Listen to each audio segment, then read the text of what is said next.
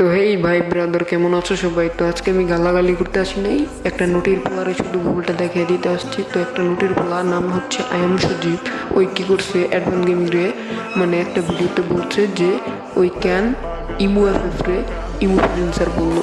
তো এই কথাটা বলার কারণে মাদার চোদ একটা ভিডিও বানাইছে। আমার মনে হয় ইমু এফএফ ওর মানে ওর অ্যাক্সিডেন্ট হয়ে গেছিস কি এমন চ্যাটের বালের রোস্টার হয়ে গেছিস তুই যে একটা মেয়ের মজা করে তুই পতিতা বইলা দিবি অনেক বড় বালছির হয়ে গেছিস তুই না গাইস একটা মেয়ের চরিত্র কেমন সেটা জানে না একটা মেয়ের ধূপ করে আইসা একটা ভিডিওতে ফাইজলামি কইরা পতিতা বইলা দিছে এখন সেই মেয়েটা যখন অ্যানসার চাইতে গেছে তখন ওই অ্যানসার দিয়ে ভিডিও বানাইছে যে মজা করে ইমো ফ্রিল্যান্সার বলছে সাথে আবার কয়েকটা গালিও দিয়ে দিছে সেই রোস্ট ভিডিওতে এটাই তাহলে রোস্ট এই তোর রোস্ট ভিডিও এই তুই রোস্টার থুরু হালা বোকা চোদা আরে খাঙ্কির পোলা, তুই যদি এতই ভালো হয়ে থাকোস তাহলে এই যে এইগুলা যে বলছিলি এইগুলা কি বলছিলি তুই? খাঙ্কির পোলা দেখ, এমন অনেকের বাপ মা হিজরা এবং তার মা মনে করো যে শাওয়া ভাড়া দিয়ে চলে তারপর আমরা তাকে সম্মান করি।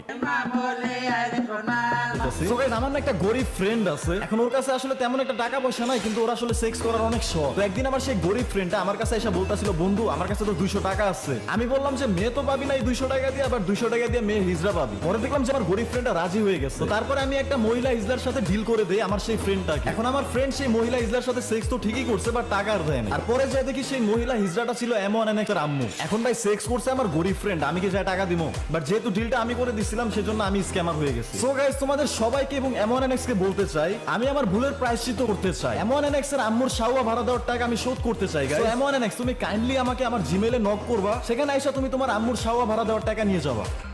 থাম হইছে ভাই ভাই, আর বলিস না তো। এই যে কথাগুলো বললো এগুলো শুনে আপনারা কি বলবেন? ও কত ভালো, আল্লাহ 5 ওয়াক্ত নামাজ পড়ে মাদার চোদ।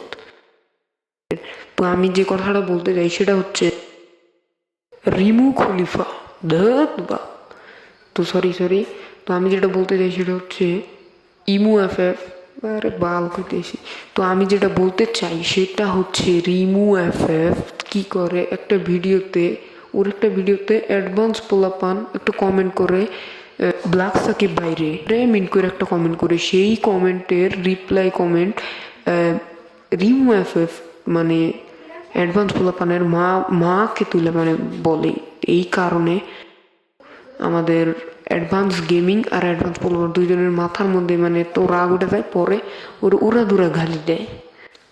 তো আয়াম সজীব আর রিমু খলিফা দুইটাই কুত্তার বাচ্চা আর কি, এই মা বাপ তুলে সবার গালি দেয়। তো আসলে ও তো কুত্তার বাচ্চা, এই কুত্তার বাচ্চা না হলে এরকম করে কে গালি দেয় ভাই? একজন কন্টেন্ট ক্রিয়েটর হয়ে আরেকজন কন্টেন্ট ক্রিয়েটরের গালি দিস তো আমরা কি করবো? আমরা কি ঘরে বসে থাকবো? মা তার চোখ।